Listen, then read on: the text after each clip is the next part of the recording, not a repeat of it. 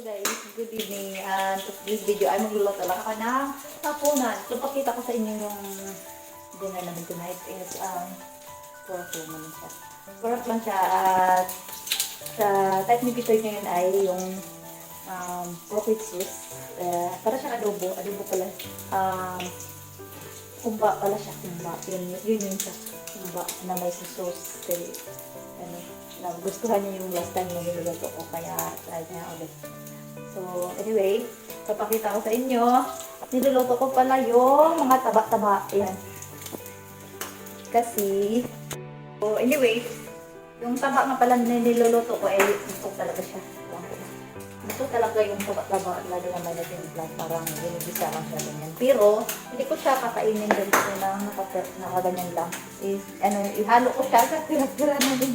Binili ko siya kanina sa may kalendarya. Pero, kasi ako nga lang naman kumakain ito. So, ayun, kumain dito nito. Hindi niya alam ano. Hindi ko alam kung if you're familiar with this, tinatawag ng litong kuyak or alamang niya. Tapos sa Tagalog, I'm not really sure, but I think it's alamang or uyak dito sa Bisaya. Okay.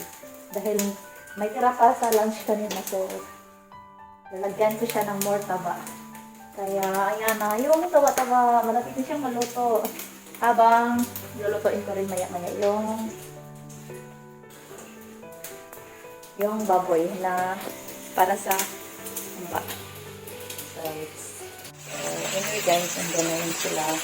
Yung taba nandyan pa sa gilid para maluto pa siya lalo. At ito yung gagawin ko siyang parang umba, na parang flat style lang siya. Pag-gusto ko yun. At parang piniprito-prito pa siya para matanggal yung mga mantika niya. Ganito kasi yun guys. Nagustuhan niyo yung last time na niloto ko na umba talaga yun. Umbaya ko yun. Hinata yun. Kasi tinatawag yung pork sauce. Kasi nila, denti siya talaga ng mga sauce. At tingnan natin kung magustuhan niya pa rin yun. First na yan ngayon. Ayan na guys.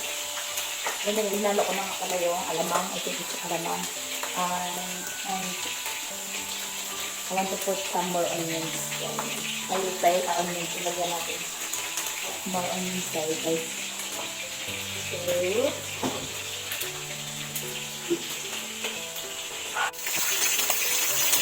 So, kusaloin na natin at yan, ready na siya. Sabad ko siya yung lulutuin ka. Yan na yung. So, anyway, it's still cooking and it's still a bit longer. Of course, I want it more softer. So, I can keep more. Oh, do you like it? Hi, Bitoy! Bitoy, hi! Nagkakuha ng ice. I hope you like it. This is the one that is pagkita ko sa inyo, sana na to, maluto na kay Mitsup kanina pa to. Na yung niluluto ko, alamang with taba. And here is the pork. I hope you will like it. So, anyway guys, tonight is a bit big meal for us. Normally, we eat only local for dinner and more on lunch kami. Yun lang. Tonight ay naisip lang. So I guess he definitely like it. Then last time that I was cooking, same thing because he was requested for me to do it tonight. So I guess he really like it. So hopefully it will come out the same taste. This is how we like it. It's more on sauce. I don't know how to explain this cooking, but it's for me. I think it's humba, but he like it more on sauce. So, para siyang, it's like a barbecue, but a lot of sauce. I like it with more sauce, and I need the sauce with it. So, I hope it's the same taste. Oh, it looks like, it looks like, so, it looks like it's almost ready. So, mapakita ko sa inyo guys. Susi na siya sa medyo susi na siya. Yan. So, mag-ready na kami sa aming dinner. Siya guys. Ayan yung, I don't know what I call this one. This is my own recipe and I like it. So, medyo susi talaga siya guys. At parang, it's like barbecue lang siya guys na more on sauce. This is our Alamang with taba, alamang with fats. Yan, I love this.